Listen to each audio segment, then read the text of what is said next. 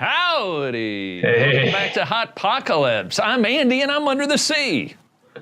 And I'm Josh, and I'm underwater emotionally because I'm in Texas. Wow, that's what happens in Texas. We're here to discuss how and why we are all totally screwed. We're going to get to reasons why we're all screwed this week. We're going to get to reasons why climate change will mess with Texas. And we're going to get to your questions and comments for a real live NASA-employed climate scientist, though he's not here with NASA. And we are here with Hotpocalypse. He's a comic who's chronically depressed and thinks we're doomed. He's a renowned climate scientist who crunched the numbers and knows we're doomed. Together, they're hoping to have a good time till it's over and tell you, we're all gonna die, we're all gonna die, we're all gonna die. Hotpocalypse. Josh, that's our crazy intro sequence. It's very catchy. Oh, I love it. Yeah, it's gorgeous. It's amazing. It really is gorgeous. Josh, why don't you tell our audience why they should listen to you when you say that we're all doomed? I do work for NASA. Heard of it? And I study global warming. Although I should say that I don't speak for NASA on this podcast, really, or ever. I don't really ever speak for NASA. That's not your role there. You make things for NASA. No. That's right. And I don't speak for NASA either because I have a restraining order. And Josh comes to his conclusions through the scientific method and research and data. I come to my conclusions by combining alcohol with antidepressants. But we both arrived at the same conclusion together, which is that we're all doomed. Every week we get together and we talk about it a little bit and have a drink. What you drinking there? It's early this morning, so I'm having a coffee from a horrible... Yeah, I'm having a coffee too. Definitely. We usually go with booze, but I went with booze last night, so I need coffee today. There it is. That's right. So Josh, I couldn't help but notice you look weird. Do I? You've got this thing. Something wrong with my hair, or what's going on?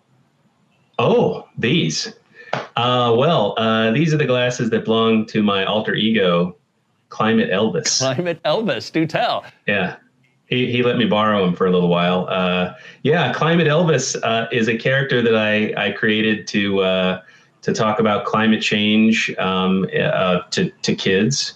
And he's basically, he's basically Elvis, but he knows about the climate. When I try and describe Josh to people, there's two ways that you can go with this. One is that he's sort of the Indiana Jones of climate science because he's always hopping on planes and going places and dropping things and shooting lasers at continents. And he's also sort of the Howie Mandel of climate science. He embodies a bunch of wonderful characters and explains things to people. But Josh, you're doing this for a very specific reason. It's entertainment, correct? That's exactly right. I like to talk about climate change because it's what I study and people are interested in it. But I like to do it in a way that people can relate to. And apparently, impersonating a doughy, middle-aged white man with sideburns and a lot of hair is an effective means of that. It'd be weirder if you were going with like A$AP Rocky or right. Those would be weirder alter egos for you to try and inhabit. But I am told that we have a clip of Climate Elvis at work. In order for people to appreciate the depth of weirdness that is going on here, I think we need to check out this clip. Is that okay, Josh? Oh, please do. Sunny on Sunday, high 73. Monday, rain was pouring down on me. Tuesday was cold, I almost froze my toes. Oh, what's it gonna be next week? Who knows? That's weather. Oh, that's the weather you got. But you take a bunch of weather and you average it together and you're doing the climate rock. A climate is the average of the weather you see. The critters and plants all know where to be. A cactus can't live in the tropical rain, and polar bears don't dig by rain. That's climate. Wait a minute. So, are you saying that plants and animals know about climate too? Well, that's right, little Miss Jane Goodall. Every living thing on Earth is adapted to the very specific climate that it lives in. Wow, that's wild. That's not just wild. Well, that's climate. Oh, that's the climate you got. Maybe. You take a bunch of weather and you average it together and you're doing the climate right. Hello, Josh. That is so delightful. That little girl transformed magically. I know, right? Tessa Espinola, a fantastic actress, much more talented than myself, was hit by the magic Elvis. It's like in those 80s heavy metal videos when the little girl or the little boy or girl gets hit by a guitar and then turns into a rock star that's rocking out in front of a big industrial fan. It was that sort of vibe. I loved it. Thank you. We had a whole lot of fun shooting that. There's a little bit on Hollywood Boulevard, and if you Google Climate Elvis right now, you can watch the whole video and share it with your friends and your enemies and anybody else that you want to learn about climate. All right, they'll for SEO, they're going to have to compete with all the other Climate Elvises out there, but they'll be able to find this Climate Elvis in particular and watch that stuff. That's great, Josh. I feel like you are a by any means guy in terms of getting the word out about climate, and I respect that. Thank you very much, and I feel like you're a brilliant, misunderstood comedian, Andy. Josh and I are giving each other handies over the wire right now because we can. Hey, Josh, let's get into this week, particular reasons why we're all screwed, shall we? We're all gonna die. We're all gonna die. We're all gonna die. Man, I love that. Just a reminder, we're going to be checking the comments. Look for on the Being Liberal site. If you want to leave a comment right there, we will read them in just a moment. And but to start off with, let's start off with reasons why we're screwed this week. Rip from the headlines, Josh. What do you got first? Well, this week actually is kind of interesting because every January, this group of atomic scientists puts out a bulletin, and they set the doomsday clock. This is a clock that measures basically how close humanity is to annihilating itself. That time is midnight. It was created in the 50s during the Cold War when literal nuclear annihilation seemed like it was a daily concern. And last year it was moved to 2 minutes till midnight, which is as close to midnight as it's been since the 50s, since the Cold War. And this year, the scientists actually kept it at 2 minutes to midnight. And now, originally it was just about nuclear annihilation, but more recently, they've also started to look at climate change as being a major issue in terms of human annihilation. And so they kept it at 2 minutes to midnight, in part because climate change talks and people's inability to kind of grapple with this situation seem pretty dire right now. That is very foreboding indeed, and it's also remarkable. Like that clock was originally created because of the threat of nuclear war. Now we've got the threat of nuclear war and climate change imminent. So we haven't solved the one problem. We've just kind of moved on to the next one, right? Yeah, right. I mean, nuclear proliferation is kind of also becoming another issue again. The United States pulled out of one of the big treaties, recent big treaty. And so, it wasn't a perfect treaty, but it was at least trying to avoid more nuclear weapons being produced. And so that was another reason they kept the clock close to 2 minutes, so close to midnight. Yeah. That is a unfortunate news indeed, and this is why we drink. Indeed. Sometimes coffee. Another thing that we're looking at this week that just came out, this is in Grist, which is a fine publication, one of those online publications you've heard so much about. Check out Grist for all your environmental news. They do a really good job. They had a really interesting article this week about your cell phone, and that many people use their cell phone as a sort of backup in case of emergency. Why? It's got a radio on it. It's got I can get all my news on there and all my updates and communicate with folks. It was kind of a reminder from Grist, what we probably should know, is that our cell phones will not save us from the climate disasters and whatnot.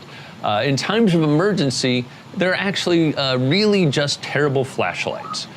because they're inefficient. They're not very good at being a flashlight. They'll use up their battery very quickly, and they're not good for anything else. So just a reminder, if you live in California, we have seen recently just how terrible and brutal the effects of climate change can be very personally here. So if you live in California, probably like me and my wife, we have recently got bottled water, we got canned food, and we got one of those crank-up radios that also is a flashlight. I believe that's recommended by FEMA in order that everyone should have these things, especially because FEMA seems to be shutting down with the rest of the government right now. So in terms of we're all going to die, I'd like to move that clock up maybe just a second closer, thanks to the shutdown. Thanks, guys. So that's I think the reason why we're all screwed this week is we can't use our phones when this S goes down. I mean, you could still use your phone to take a video of your last moments. Yeah, you could to leave for posterity. Yeah, I think that's an excellent use. And what better way to leave the Earth at this point in human history than with a bunch of likes? Right, exactly. That's right. Instagram that stuff. Definitely. What's number 3, Joshua? Sir David Attenborough, famous British naturalist and person with one of the most beautiful speaking voices, said this week that the Garden of Eden is over, essentially in reference to the planet's Holocene, which is the most recent period since the end of the last ice age. The Holocene was a period of relative climate stability. It's when our civilizations were founded, when we were able to start farming and doing all this, creating nations and iPhones and so forth. And that's ended. We are now in a new geologic era called the Anthropocene, the period when humans and human activity are the largest drivers in terms of forcing the Earth's climate and changing the world. And he very pointedly noted that, in fact, he was born during the previous geologic era, during the Holocene. Some folks, there's a little debate about exactly when the transition is. Some folks say 1950 is about the time of the transition, because that's after that global temperatures started to rise very rapidly. All the nuclear testing left behind traces in the atmosphere and geologic records that will be visible to future scientists looking back. So here's to the end of the Holocene. Here's to the end of the Holocene, you guys. We did it. We got our era, so that's the good news. Yeah. So now, is there any thought by these folks in terms of what the next Pocene will be? What will the next era be? Andy, I think it's going to be Hotpocalypse. Cheers. That's how big this vidcast is getting, you guys. It's crazy. We did it. The last thing that I think we wanted to talk about in terms of reasons why particularly this week we are all screwed is that we have learned even more about Antarctica this week. And we talked a little bit about this with Joshua last week, is that Antarctica is melting at a much faster rate than anyone thought. And you might think, hey, Andy, I already knew that. But I'm sorry, dear reader, you may be thinking of the fact that we just found out that Greenland was melting faster than we thought it was. That was, I think, 2 weeks ago. So catch up. We're now talking about Antarctica, the current disaster, and the current reason why we're facing such troubles. And Joshua, why are we discovering all this stuff about Antarctica just now? Why are we just learning about its rapid rate of decline? Well, Antarctica, of course, it's really it's on the bottom of the Earth. It's a very harsh environment to work in. It's difficult to go there, and scientists haven't been, we haven't had as much ability to study it until fairly recently. And it's also thought that it's only in the last 20 or 30, maybe 40 years when it's become a huge signal in terms of melting and causing sea level rise. One of the studies that came out recently suggested that the rate of ice loss in Antarctica today is 6 times as fast as it was 40 years ago. So it's started to change very, very rapidly, but also very spectacularly. There are these huge ice shelves that float out over the ocean, and a few of them have started to break up. There was some recent work that suggests maybe the Ross Ice Shelf, which is one of the really big ones holding back huge glaciers, may also be starting to look a little dicey. The Ross Ice Shelf. I just think it's exciting they're naming them after characters from Friends. I think that's great. And it wouldn't be Ross. He's the sensitive one. Of course, he's going to be the one that breaks off, right? Absolutely. He's so Miranda. Yeah. I don't even know what that reference means. I'm just throwing that one out. One of the ice shelves that broke up a few years back, the Larsen B ice shelf, they've actually since gone back and drilled sediment cores underneath where it used to be, and they figured out that it was there for at least 10,000 years. Wow. So it's the only thing to break up that's older than Hugh Hefner in the recent period. Boom! Boom! Hugh, you've been satirized. I think he's dead, but yes, he's been satirized. He is. I feel bad saying Don't that. Hold back, he did Josh. Break up very late in life. On fire. Okay, great. That's the reasons why you should be terrified this week. We'll get back to you with some more next week. And Josh, I think that we're going to hear a little bit more right now. We've got a sponsor. Isn't that exciting? Wow. Yeah, Josh, this sort of production value where I'm actually underwater right now.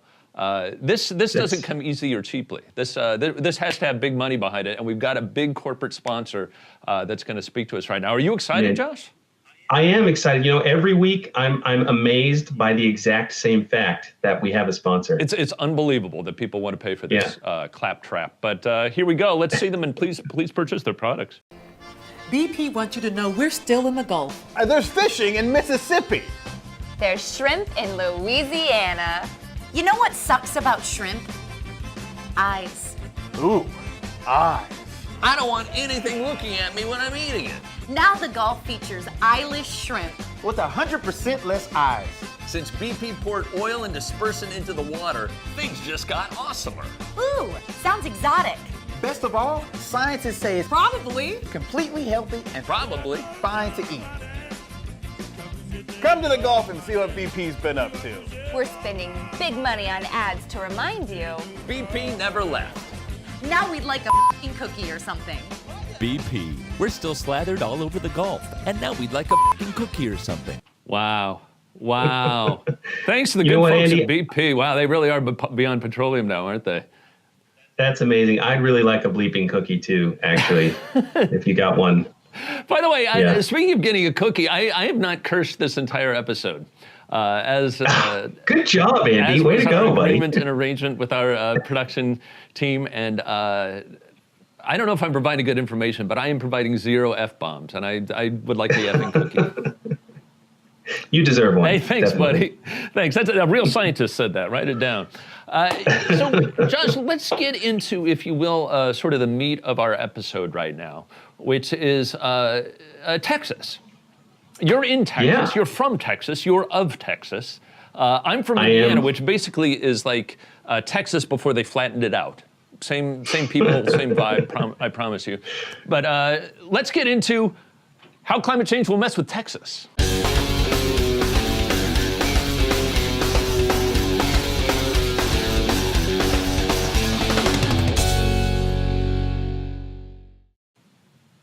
Pow. Production values. Eat that.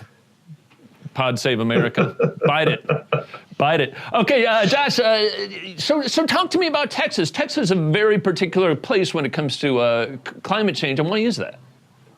Well, yeah, I've returned to my homeland, Andy, as they say, and although I like to mess with Texas, I am from here, so if you're from Texas, it doesn't mean that I automatically hate you. I don't. That's big of you, Josh. Thank you. It took a lot to say that. I appreciate it. No, but really, Texas is a huge state for one thing. So it has all kinds of different climates, but also it's going to get hot. Texas is kind of famous for getting hot, and it's definitely going to continue to get hotter and hotter. But it's also kind of unique because it suffers from sort of it has the potential to suffer from sort of every aspect of climate change. So increased intensity of storms, for example. Hurricane Harvey hit Texas really hard just a couple of years ago. And scientists do predict that hurricane intensities will continue to increase. Now, there's not a lot of evidence that the amount of hurricanes will increase, but definitely the strength of the storms will increase. As the atmosphere gets warmer, it can hold more and more water, and so the storm can get more intense, but it can also drop more rain. And the real issue with Hurricane Harvey wasn't so much that it was intense, it was that it stayed parked on top of the same spot, pulling water out of the Gulf and dumping it on the Houston area, almost exactly where I'm sitting right now.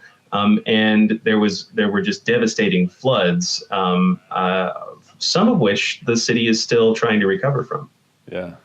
I've got relatives in Houston, and that has really been devastating for them. I don't think there's a lot of appreciation for just how bad that was, and just how far the problems go. And Josh, it's also interesting because Texas, while suffering from these effects of climate change, also sort of has an outsized footprint in the ways that climate change happens and the reasons for climate change. One of those is fairly obvious: the petroleum industry and the production of oil, and the other might not be as obvious to folks. Am I right?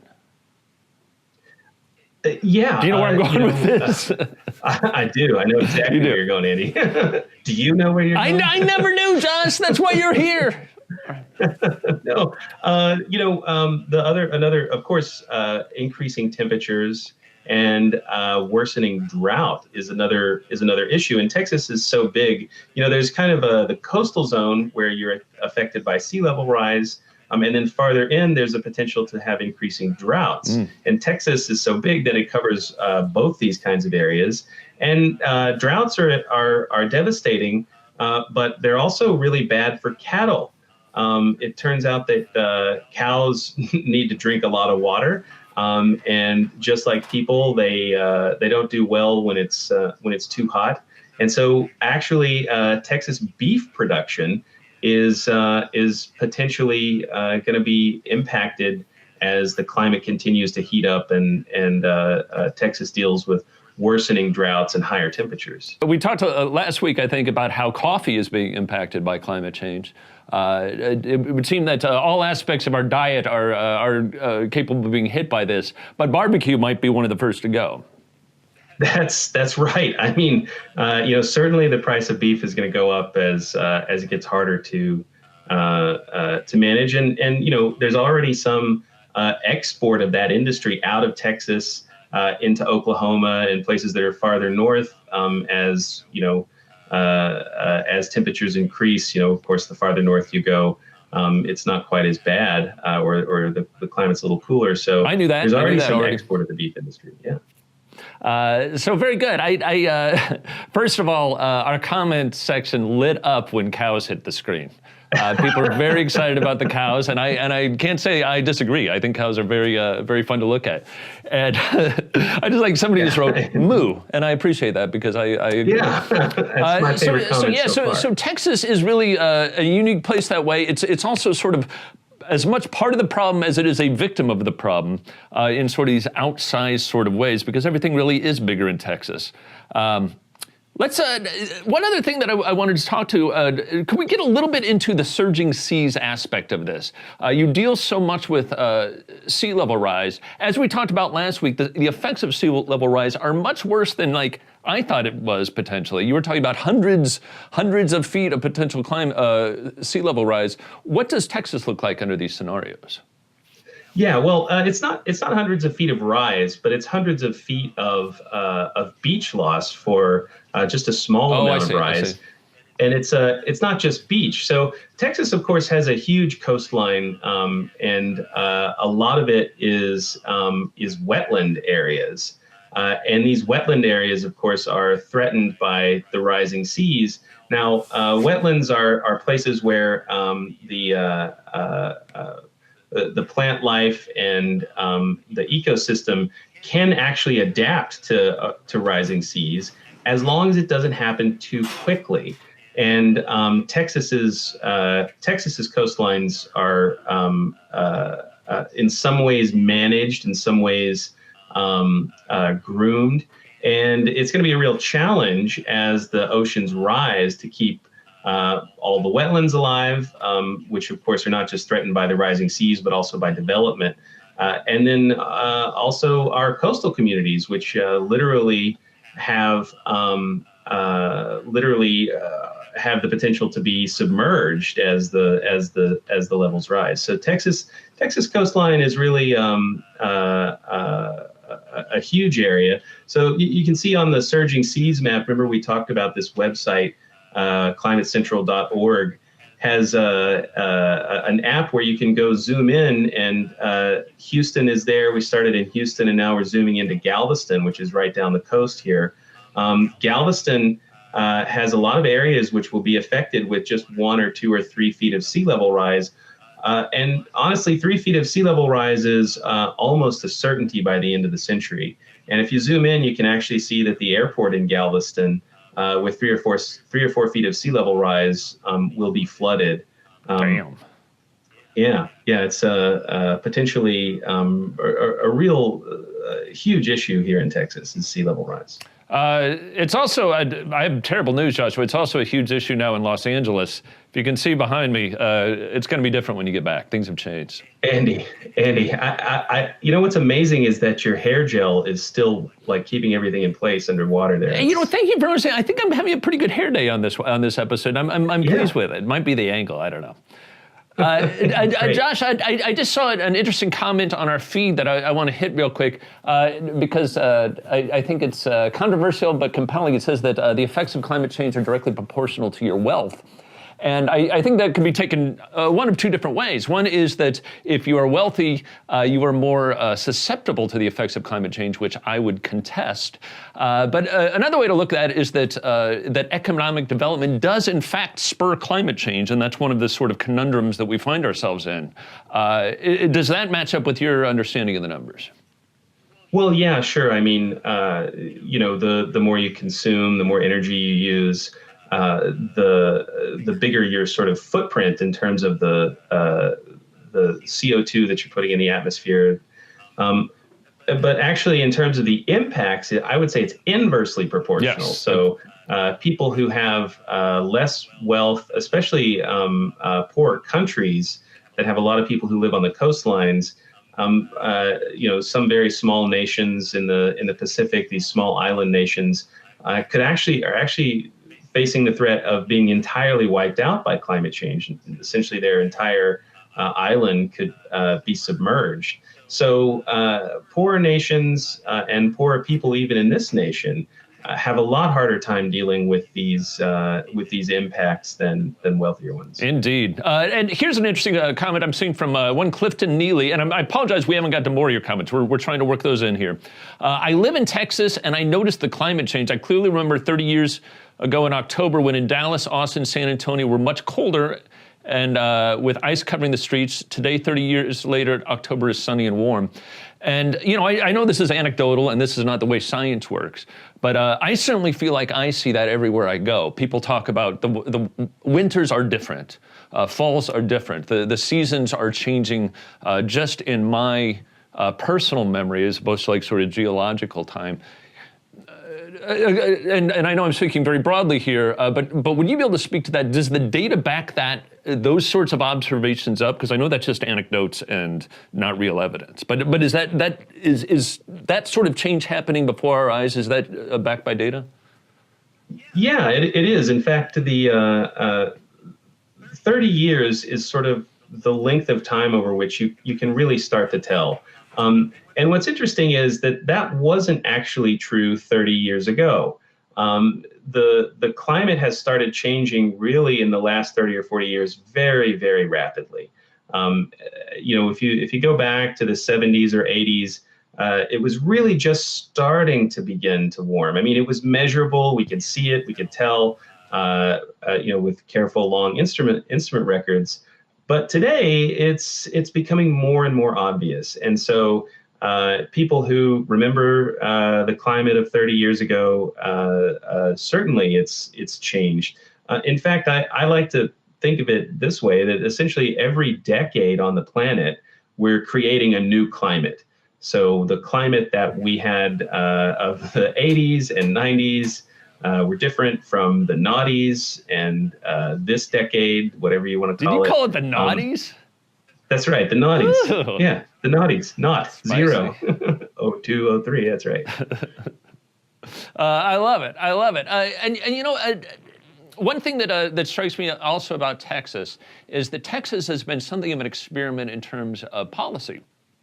In terms of deregulation has been such a central theme of Texas politics for decades now, of get government out of our lives. Sorry, that's an Indiana accent, not a Texas accent. But people wanting government out of their lives and regulations out of businesses. And Rick Perry used to call this his Texas miracle.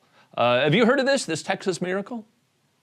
You know, I'm not quite as up on my Texas news as I used to be, but tell me more. Well, I think we've got an old commercial we can watch. Is that Check it out. Have you checked out the Texas Miracle lately? Check it out, partners. Rick Perry thinks big, so we're a state and an economy on the grow. And Texas has slashed its budgets, cutting things like wildfire protection that were just sitting there in the first place without... Rick Perry's Texas Miracle. Our cheap export is irony. Come for the miracle, stay... Josh, I fooled you. That was a sketch, a bit of sketch comedy that I did. I call that the rosacea era. Do you know why I call it that? Brilliant, Andy. I never get tired of watching your sketches. They're hilarious. Hey, thanks, buddy. I think the whole complexion of the argument has changed since then. I started using Metrogel. It's helped a lot.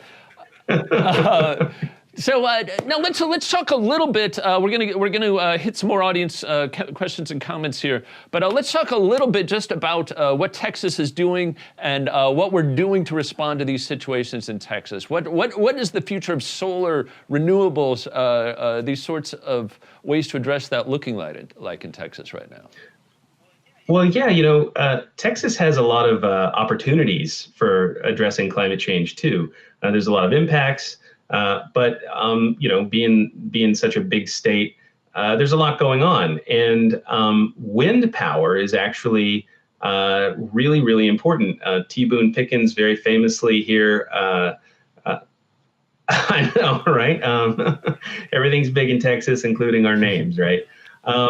But wind farms and the development of wind as a significant source of energy.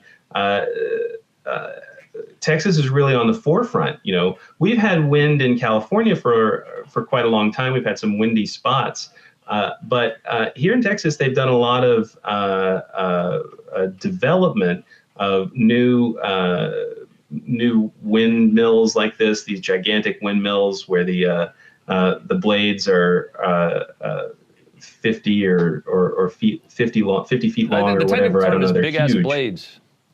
Exactly. That's it.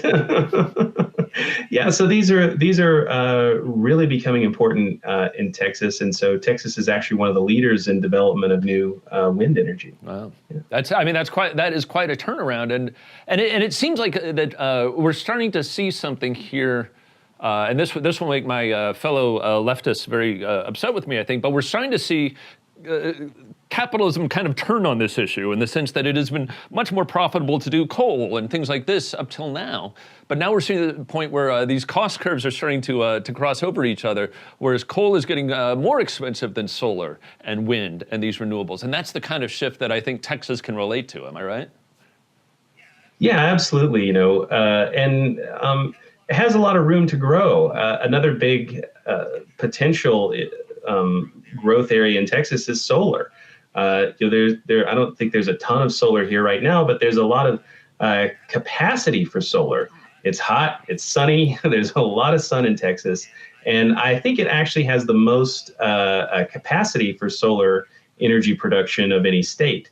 So because it's so big, Josh. There's all that space just lying around. I know. You know, the wide open range. Wide open range. George W. Bush has been clearing all that brush from these trails for so long. Now there's room for solar. That's right. That is very promising for the future. A lot of great comments. One that struck me just now is Texas is going to deal with climate change the only way Texas knows how to deal with anything, by threatening to succeed. To secede. By the way, if Texas wants to secede, please don't let Oklahoma hit you in the ass on the way out. That's all I have to say, Josh. I'm gonna leave it right there. You've been saving that one for years. I literally have. That was good. Just for this moment when I could break that bit out. I want to. I think we should start moving towards a conclusion. We're getting towards that time in the day. But I'd like to wrap it up with a few summary comments and perhaps a few comments from our listeners. But Josh, if you could just hit us with your thoughts on sort of the state of things generally in Texas. Is there hope for a survivable Houston, say 50 years from now, 75 years from now? What would that look like? Well, yeah. I mean, I think Hurricane Harvey hit Houston incredibly hard, and I think there's, I think there's a growing awareness that climate change is real, that it's having an impact. And then the big thing I think too is that the growing business opportunities, like we talked about, T. Boone Pickens putting all those those wind farms out. That's a big deal. So I think we really have there's a lot of potential for Texas to do a lot of good in terms of addressing climate change. So, Great. I'll stay a little optimistic. By the way, T. Boone Pickens, very wealthy man, apparently not wealthy enough to get that name changed. That is a shame. You should start a GoFundMe or the like. Josh, I want to throw this out here. I saw that the current administration, such as they are, is talking about taking money away from things like protecting forests here in California, protecting the Gulf area from the effects of sea rise, and taking that and putting it towards a wall. I don't know if you've heard about this idea that our president would apparently like to build a wall. Don't know if you've heard about that on the southern border. Josh, let me propose that there might be a better place for a wall.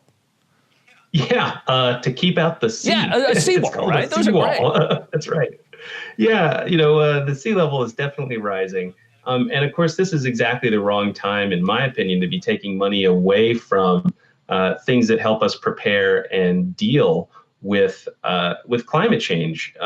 Because we definitely have to try and avoid the worst increases in CO2, and we have to start trying to decrease our carbon footprint. But we also are going to have to deal with a certain amount of climate change. There's some that's already in the pipeline that we can't help. And it's definitely the wrong time to be trying to take money away from protecting us from natural disasters. Gosh, well said. Build the wall, the seawall. Maybe the seawall. We should exactly. tell Stephen Miller and his little gang of horribles that sea monkeys are coming in across the border. We got to stop them. They're gonna come and take our jobs. But so I think that is getting us to the end of our week. And so, Josh, maybe we can just summarize things. I would like to toast to everyone who's left a message. We've got a bunch of comments. We've tried to get to some here on air, as it were, but we're going to try and get to some in text. We really appreciate you being here. We appreciate you leaving comments. We're going to continue this discussion weekly and try and explore the ways why we're all doomed. How you feeling, Josh? I'm feeling good, Andy. Here's to the end of the world, buddy. Here it is, buddy. It's I couldn't think of a better pal to spend it with. Good luck in Houston. Give them hell. Thanks a lot, man. I'm looking forward to having a good time and getting back to LA so we can do another one of these again soon. Great. Please find Hotpocalypse, Facebook, Twitter, SoundCloud, Vimeo, Stitcher. We're on every format because apparently you have to be. So we're trying to get the word out about climate and change and the level of our doomedness. Please like and follow us and share these videos so that we can spread the good word about what's going to happen to us all. Regardless of what happens, we love you, and thank you for being with us, guys. Josh and I'll see you next week. Thanks a lot. All right.